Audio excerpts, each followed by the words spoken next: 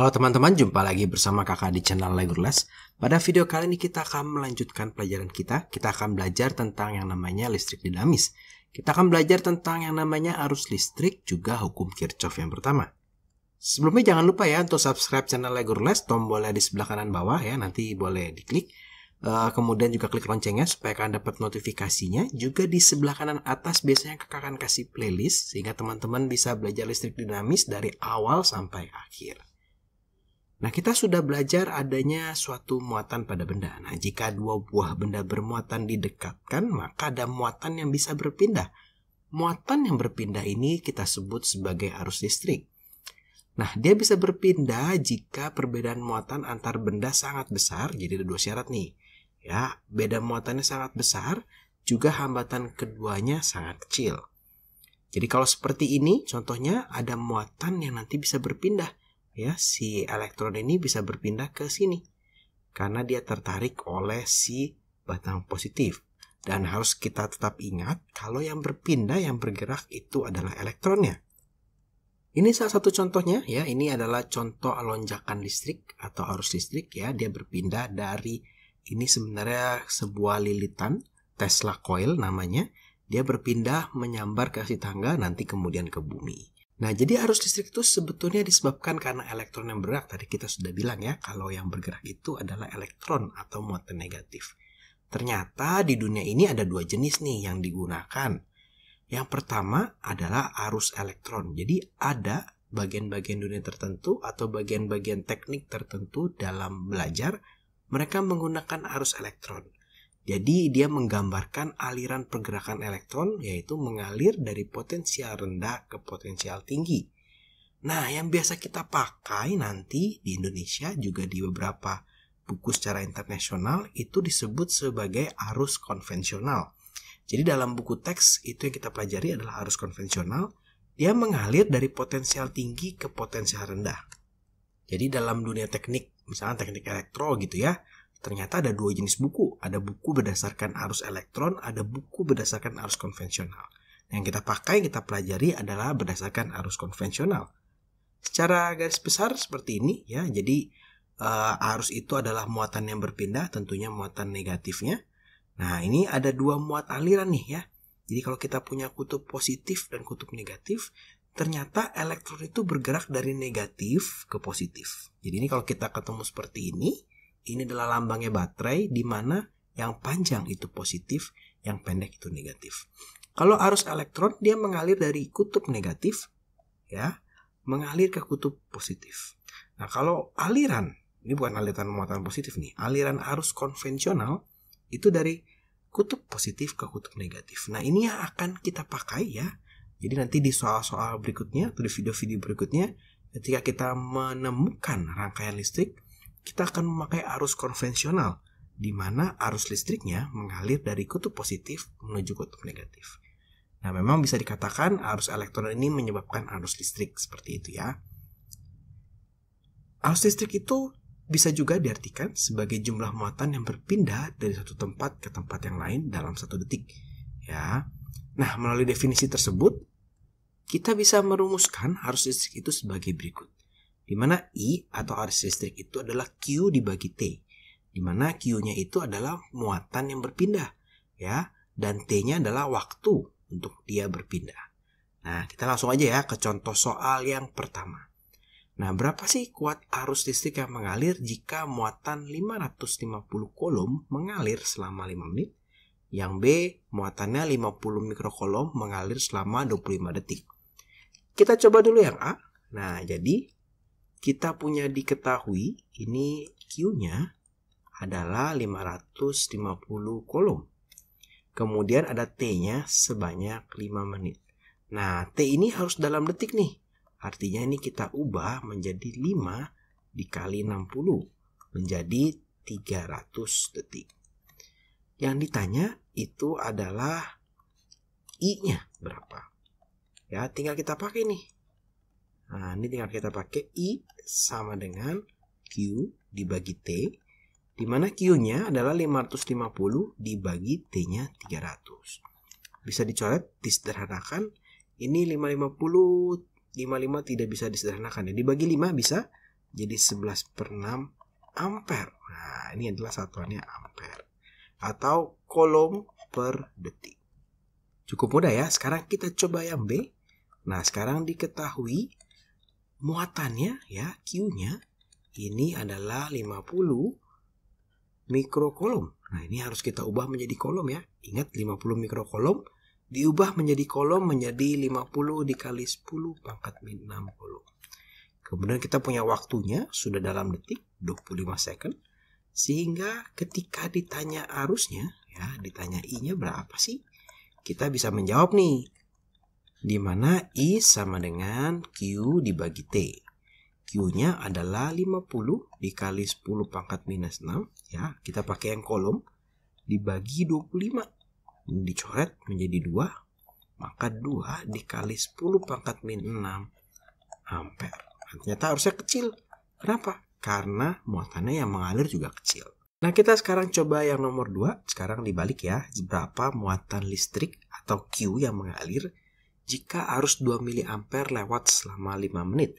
Maka di sini kita punya, jadi kakak coba yang A dulu. Kita punya diketahui. Di sini I-nya nih. Kita punya I-nya 2 mA.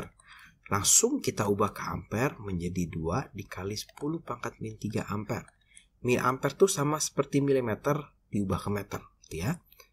Kemudian kita punya T selama 5 menit.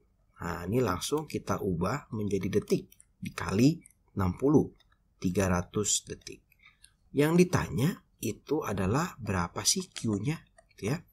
Maka untuk menjawabnya tinggal kita buat I sama dengan Q per T.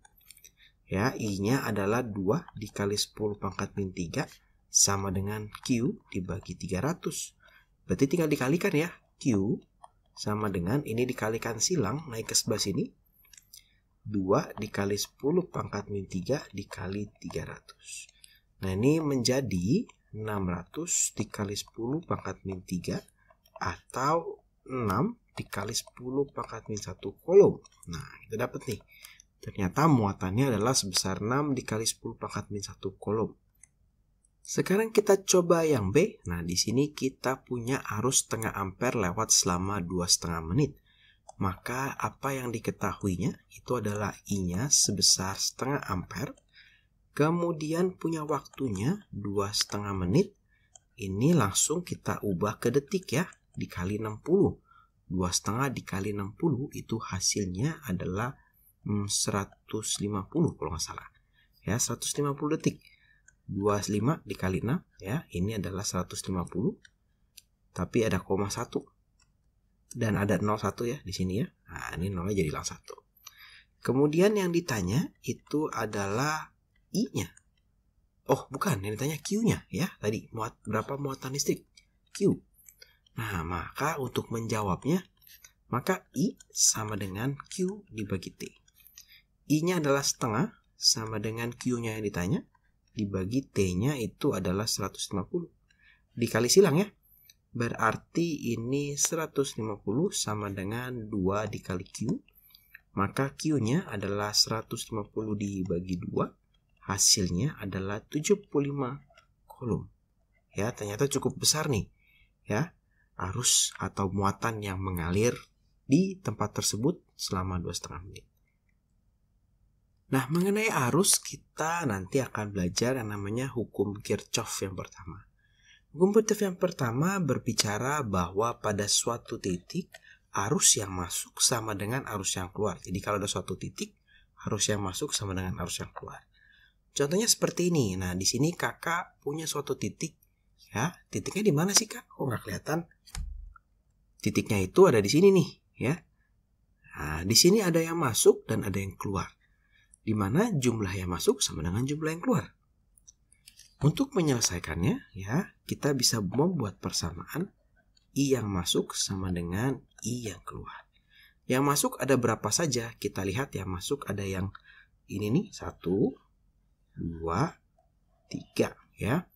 Ada 2 ampere, 3 ampere, ditambah 3 ampere, ditambah 5 ampere, sama dengan yang keluar ada 7 ampere.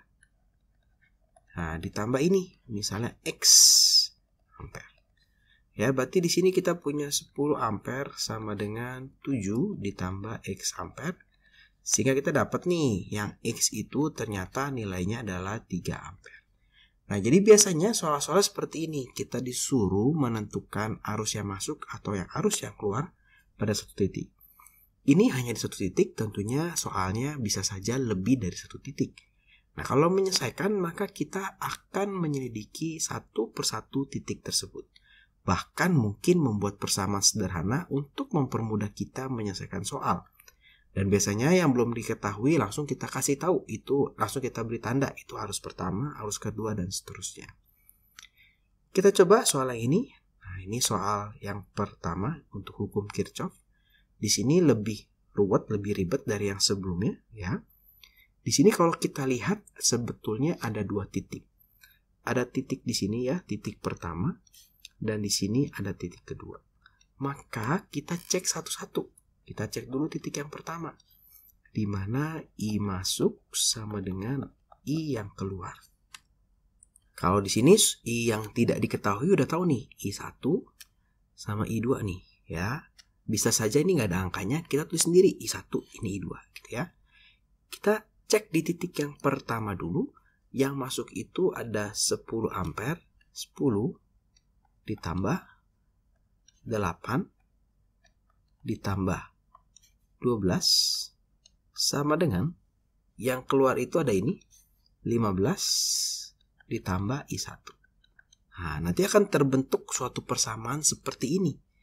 Nah, ini kalau kita jumlahkan hasilnya adalah 30 sama dengan 15 ditambah I1, maka I1-nya adalah 30 dikurang 15, hasilnya adalah 15 ampere.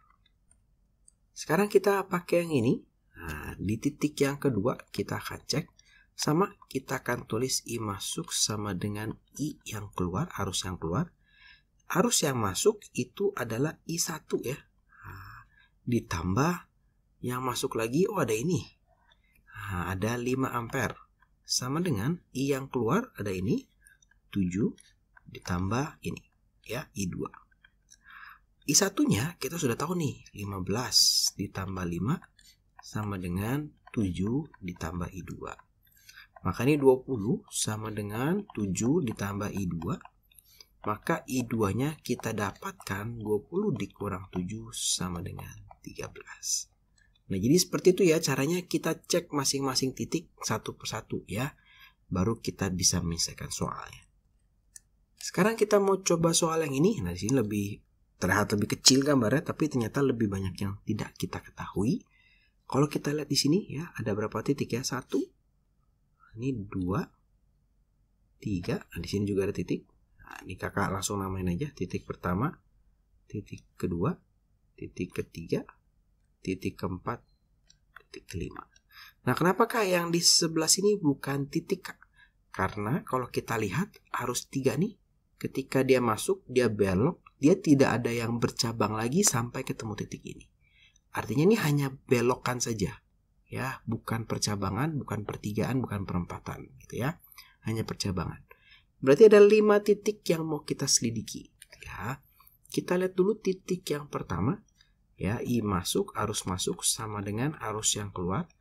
Yang masuk adalah 20 ampere, 20, tidak ada lagi yang keluar, tidak ada lagi yang masuk. Yang keluarnya ada I1 tambah 8 tambah I5. Ah, ada 2 nih ya. Jadi ini ada yang tidak diketahui. Ya sudah, biarkan saja dulu. Kita coba cek titik yang lain dulu. Kakak cek titik yang kedua ya. I masuk sama dengan I yang keluar. Nah, I yang masuknya itu adalah I1. I yang keluarnya itu ada 2 ampere ya. Ada 2 dan juga ada I3 ditambah I3. Di sini sama, kita tidak memiliki angkanya, maka kita cek titik yang ketiga. Titik yang ketiga kita punya I masuk sama dengan I keluar. Yang masuk adalah 8 ampere ya, ditambah 2 ampere sama dengan I2. Nah, berarti dapat nih I2-nya ternyata 10 ampere ya. Yang masuk ini 8 dan 2, yang keluar I2. Sekarang kita cek titik nomor 4. Titik nomor 4, maka kita punya I masuk sama dengan I keluar. Yang masuk adalah I2, ditambah ada I5 juga yang masuk. Ya, sama dengan yang keluar hanya ini ya, 14 ampere. Oke. Maka I2-nya kita sudah punya nih, 10. Ditambah I5 ya, sama dengan 14. Maka I5-nya ini kita dapatkan adalah 4 ampere. Ternyata ini adalah 4 ampere. Nah, karena kita sudah dapat I5, sebetulnya kita bisa lanjut ke titik nomor 5 atau kita sedikit mundur, yaitu ke sini ya. Ke sini nih. Karena kita di sini ada I5 nih ya. Maka ini 8 boleh pindah ke sini. 20 dikurang 8 sama dengan I1 ditambah 4. Maka ini 20 kurang 8, 12. Sama dengan I1 ditambah 4. Maka kakak punya I1-nya adalah 12 dikurang 4 atau 8. Karena sudah dapat I1-nya 8, kakak bisa masuk ke sini. 8 sama dengan 2 ditambah I3. Maka kita dapat nih, I3-nya itu adalah 8 dikurang 2, 6 ampere. Wah, ini dapat nih, 6 ampere.